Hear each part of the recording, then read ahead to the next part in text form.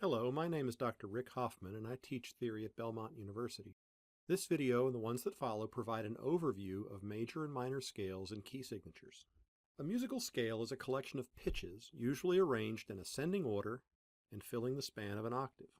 There are many ways to understand scales and literally hundreds of scales used in music around the world. There are major scales and minor scales, the chromatic scale, the whole tone scale, octatonic scales, scales used in folk music, and some scales that we can't even represent with our Western notation. We will focus on the two most common in Western tonal music, the major scale and the minor scale. In this video, we'll look only at major scales. One way a major scale can be understood is based on the intervals between pitches. The major scale can be thought of as a pattern of major and minor seconds, or whole and half steps like this. Whole, whole, half, whole, whole, whole, half. Notice the half steps between 3 and 4 and between 7 and 8. Here's how the scale looks and sounds on the keyboard.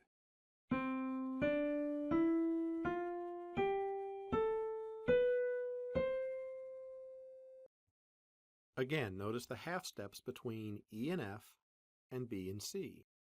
These half steps help create the sense of tension and release in tonal music, as Fa tends to fall down to Mi and Ti is pulled up to Do.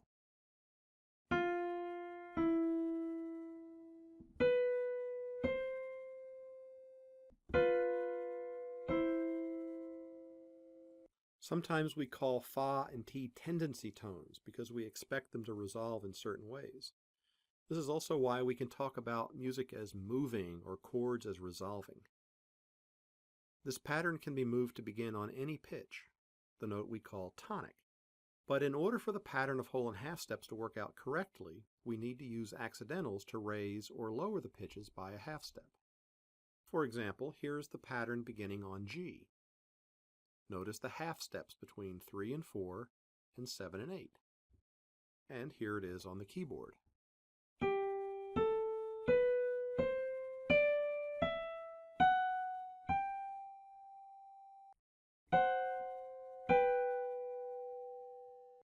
Here, for example, is the pattern beginning on E flat.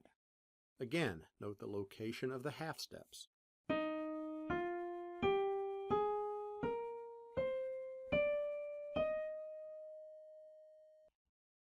Now, of course, we don't usually stop and work out the pattern of whole and half steps each time we write a scale. There are some other patterns that will simplify the process and help us learn the pitches in each scale. If we arrange the scale tonics by perfect fifths, a pattern in the accidentals emerges. A scale on C, of course, requires no accidentals.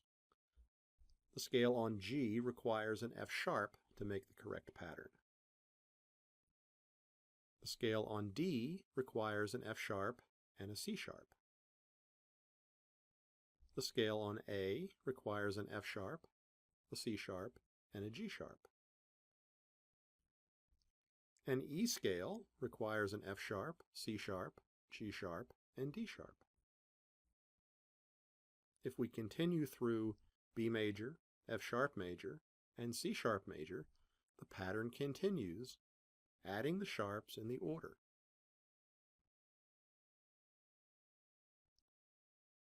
F, C, G, D, A, E.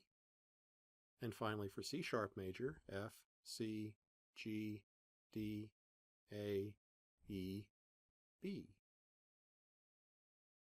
Notice that along the way, we always added the sharps in the same order. F, C, G, D, A, E, and B. So if we say the key of E has 4 sharps, it isn't just any 4 sharps, it has to be the first 4 sharps. F sharp, C sharp, G sharp, and D sharp. If we say the key of B has 5 sharps, we mean specifically F sharp, C sharp, G sharp, D sharp, and A sharp. Since the accidentals are always added in the same order, it's become the convention to show them at the beginning of the staff in a key signature. So 1 sharp, is always F sharp, represents a G major scale. Two sharps, always F sharp and C sharp, would stand for a D major scale, and so on. Here's the E major scale with the accidentals written in, and now here's the same scale with a key signature. Notice the four sharps are added in order, F, C, G, and D. So the key signature takes all the accidentals that are needed in a particular scale and moves them to the beginning of the line, always writing them in the same order, and just writing as many as are needed for that particular scale. For some scales, we have to use flats to get the right pitches. We sometimes call these flat keys to distinguish them from the sharp keys we've been talking about. For example, to make an F major scale, we need to add a B flat. If B flat is the tonic, we need to add a B flat and an E flat. If E flat's the tonic, we need B flat, E flat, and A flat. For an A flat tonic, we need B flat, E flat, A flat, and D flat. If D major is the tonic, we need B flat, E flat, A flat, D flat, G flat. For G flat major,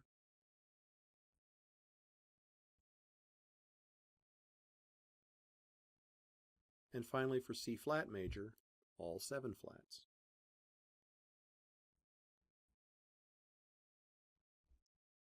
Notice the order for adding the flats: B, E, A, D, G, C, F.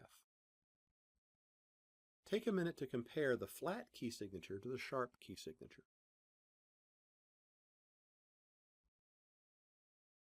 Notice that the order of sharps is reversed for flats.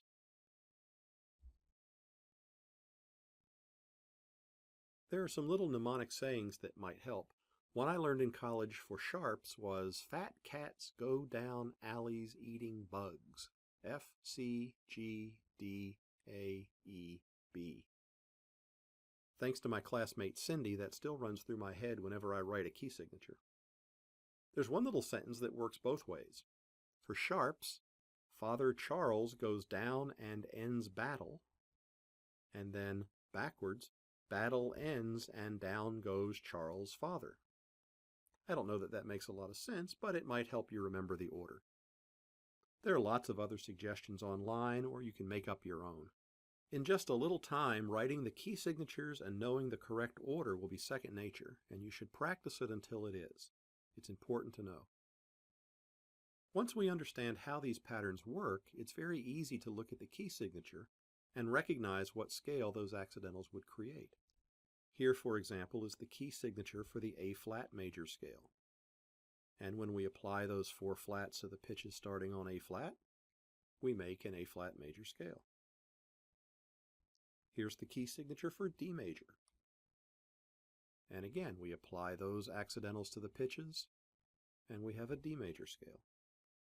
I know there are tricks and ways to remember the key signatures, but I would strongly encourage you to simply memorize them. There are too many occasions when you need to know what a key signature would look like without being able to see it, or you need to look at accidentals in the music and be able to visualize or imagine what the key signature would be. Memorizing key signatures is a far better solution.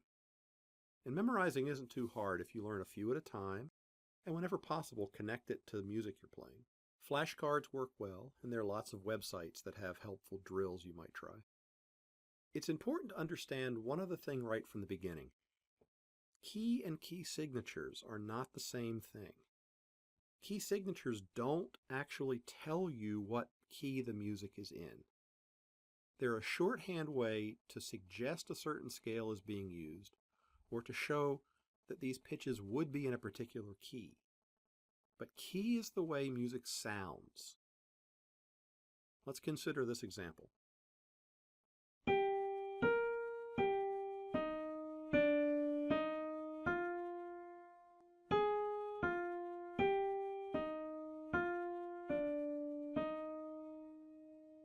The key signature is 2 flats and would suggest B flat major. But the music includes an A flat, and most important, it sounds like E flat is the tonic. If we look at the notes in the melody and arrange them as a scale, it's clear that the music is in the key of E flat. A key signature is a way of writing music so that accidentals don't have to be written over and over and over again. Usually the key signature matches the key, at least in the beginning of a piece, but even this isn't always true. Determining what key music is in can be quite complex and is a big part of studying music theory. For now, it's enough to remember that key and key signature just don't mean the same thing. Key signature is a way of writing music. It suggests what key or scale is being used, but it doesn't tell us anything by itself. The actual key is based on how the music sounds, what pitches are actually used in the music. It may sound like I'm splitting hairs here, but the distinction is very important and something you'll talk a lot more about in later theory courses. So to summarize, the major scale is a pattern of whole and half steps. And we use accidentals to recreate this pattern beginning on any pitch. Key signatures show us what accidentals are used in a particular scale. Accidentals in the key signature are always added in a particular order. F, C, G, D, A, E, and B for sharps, B, E, A, D, G, C, F for flats. And this is best seen if we arrange all the tonics by fifths. If we put these tonics around a circle, we make the so-called circle of fifths. This diagram shows all the major keys, sharps on the right going around clockwise, flats on the left going around counterclockwise. Now there's nothing magical about the circle of fifths, but it's a handy way to arrange the keys based on the pattern created by the key signatures and may help you remember the key signatures or visualize the relationships. Ultimately, you should be able to use all this information to know what pitches are in each scale, or if you see a part of a scale or see a piece of music, you should be able to determine the scale being used by the pitches that you see. So that's our introduction to major scales and key signatures. I'm Dr. Rick Hoffman at Belmont University, and thank you for watching.